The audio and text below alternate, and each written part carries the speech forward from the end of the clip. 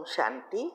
आपका प्रश्न है, योग के प्रयोग के बारे में कन्फ्यूज़न है कि योग प्रयोग करने के लिए प्रेरित करते हो आप और किसी को कहते हो कि समय कम है, अपना पुरुषार्थ करो। अगर अवस्था सही नहीं है तो, क्योंकि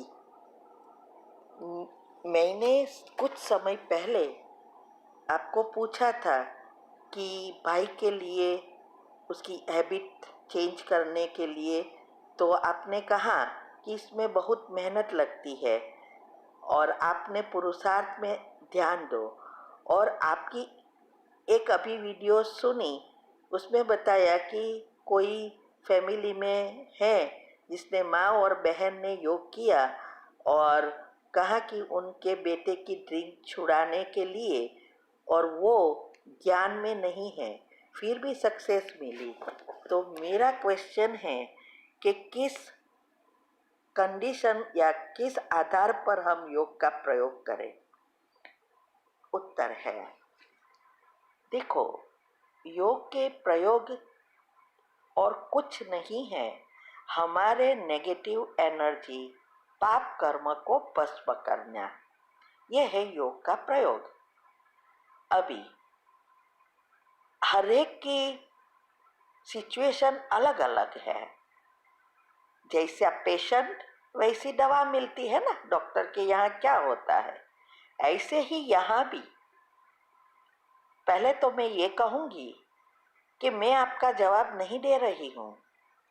जब भी हम जवाब देने बैठते हैं, प्रश्नों का उत्तर देने, तो हम बाबा का आह्वान करते हैं। पहले योग करते हैं, फिर उसको कहते हैं कि अभी आओ, इस अपने बच्चे को प्रश्न के उत्तर दो। ये ज्ञान आपका है, ये बच्चे आपके हैं। बच्चों को क्या चाहिए वो भी आपको पता है। मैं तो निमित्त हूँ, लेकिन आपने हमें ज्ञान दिया, सेवा के लायक बनाकर निमित्त बनाया। इन सब के आपका बहुत शुक्रिया। अभी ऐसे प्रश्नों के उत्तर दो जिससे आपके बच्चे जल्दी जल्दी अपने पद के अधिकारी बने। ऐसा आह्वान करके मैं देती हूँ। मुझे भी नहीं पता चलता कि मैं क्या कहने वाली हूँ और क्या बोली। वो आके जो भी हमारी बुद्धि में बैठ के बुलाता है वो मैं करती हूँ। तो आपको अगर हमने ना कहा होगा या राय दी होगी, क्योंकि जैसे आपका योग कम है, तो जब भी हम योग का प्रयोग करते हैं तो उसमें बहुत सारी चीज़ें इन्वॉल्व है।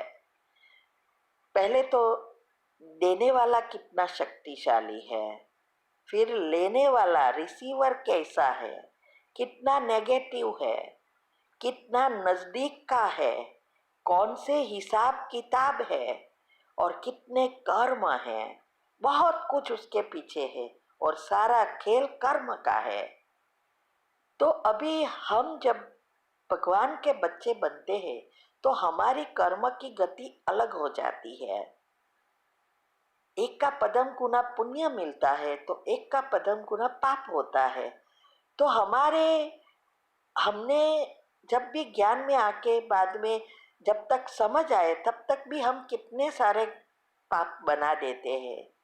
दूसरा, हम द्वापर से ही आते हैं, क्योंकि सत्युग वाली आत्माएं हैं। तो सत्युग त्रेता वाली आत्मा पहले आएगी द्वापर में, फिर ऊपर से नीचे उतरती जाएगी। तो हमारे जो कर्म है वो सबसे ज्यादा है। तीसरा, दुनिया में अभी बहुत सारी आत्माएं नीचे उतरी है। हमने पॉपुलेशन का चार्ट देखा था कि 1900 की बिगिनिंग में 169 करोड़ आत्माएं थी और अभी 800 करोड़ है सिर्फ 200 साल में। इसका मतलब यह हुआ कि बहुत सारी आत्माएं नई हैं, तो उसके इतने कर्म नहीं है जिससे उसकी नेगेटिव एनर्जी बढ़े। और दूसरा, वो आत्माएं भक्ति में हैं और जो भी भक्ति वो करते हैं वो आत्मा देवी देवता की आत्मा होती है, हमारे में से ही कोई होती है और उसके साथ वो कनेक्टेड होती है। और उसके खुद के बहुत कर्म नहीं होते तो उसको जल्दी सफलता भी मिल जाती है।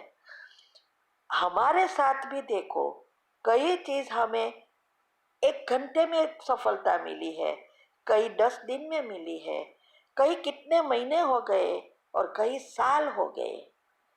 जितना जिसके साथ हिसाब किताब है उस अनुसार सफलता मिलती है, और युगल के साथ सबसे ज्यादा होता है तो उसका तो रोज करना पड़ता है ना। तो ये सब कर्म की गति है। तो आपको मैंने इसीलिए कहा था, आपकी छोटी बच्ची है तो उस समय बाबा ने ऐसा लगा होगा कि आपका पुरुषार्थ करना बहुत जरूरी है, क्योंकि अगर आधे घंटा या 1 घंटा योग करते हैं तो स्थिति बनाने में ही चला जाता है।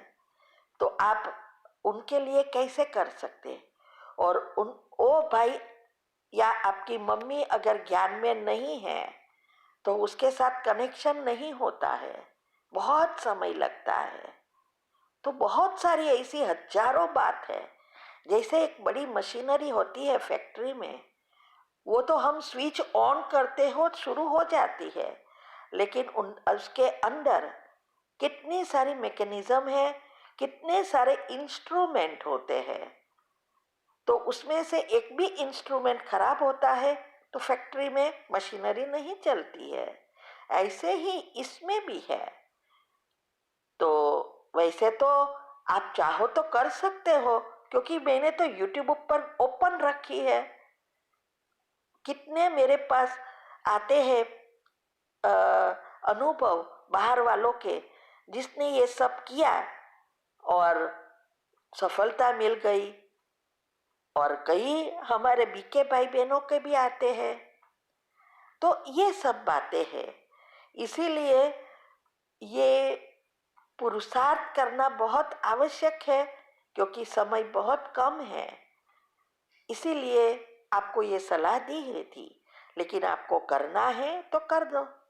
अभी उस जो जिसने ये किया, हमारे रिश्तेदार ने, ओ भाई को भी हम मिले तो उसके पेरेंट्स ने बात की कि उसकी माँ को भी बहुत मारता है, वाइफ चली गई है, सारे गांव में उसकी बातें हो रही है।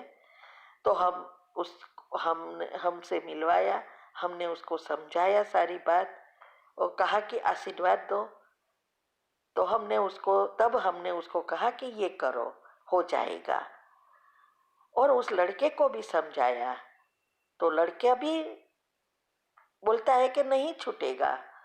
मैंने कहा बस ये आप ऐसे सोचते रहो, अब मैं व्यसन से बिल्कुल मुक्त हूँ, मैं मेरी फैमिली के साथ हूँ। ये सब बहुत कुछ हमने समझाया उसको। और फिर उसकी माँ जो नाभि से जुड़ा है, सबसे ज्यादा कनेक्शन माँ से होता है, तो माँ करे। और उसके साथ उसकी दोनों बहनें किया तो तार लग गया। और उन सब की कुल देवी जो भी होगी वो भी उनसे जुड़ी और जल्दी जल्दी काम हो गया।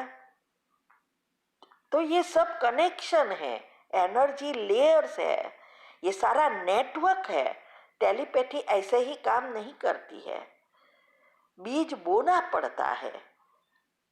तो इसीलिए ये बीज बोने के लिए हमारी जमीन, एनर्जी की जो लेयर्स है, जमीन है, वो खेत में अच्छी जमीन चाहिए, फर्टिलाइजर चाहिए, पानी चाहिए, धूप चाहिए, तब बीज हम जो चाहे वो बो सकते हैं, नहीं तो घास फूस निकलता ही रहेगा।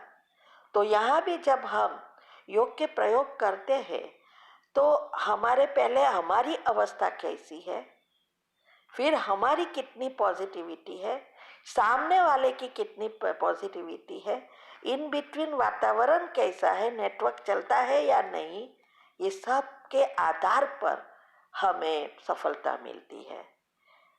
बाकी जो ऐसे ही हो जाता तो दुनिया में सब करते। और सारा खेल विश्वास और लगन का है। और आप देखेंगे, मैंने तो कितनी सारी किताबें पढ़ी है सक्सेसफुल विथ आत्माओं की, जैसे धीरूभाई अंबानी, टाटा बिरला, अमिताभ बच्चन, बहुत सारी है उसमें वो लोग ने तो कुछ है किया नहीं है, नहीं रो राजयोग करते, फिर भी वो सफल हो गए। क्यों? नई नई आत्मा है, कोई कर्म नहीं है, तो जल्दी ही उसकी कनेक्शन देवी के साथ जुड़ जाता है। और हमने भी जब योग ये राजयोग नहीं सीखा और एनर्जी का पढ़ा, बुद्धि का तारा खोला, उस समय हमने पहले मेरी जिंदगी में पहला योग के प्रयोग, उस समय योग का प्रयोग नाम नहीं था, एनर्जी फ्लो किया, तो 3 चीजें हमने की और तीनों में सक्सेस हुए। हमने भी उस समय कोई योग नहीं किया, लेकिन हमारे अंदर शक्तियां थी, समझ से खुली, और हमारे पुण्य कर्म होंगे। तो ये बहुत सारी बातें हैं, जितनी इस बातों को आप समझेंगे उतना आपको सफलता मिलेगी। तो शुरू कर दो, यूट्यूब ऊपर सब कुछ रखा है। ठीक है।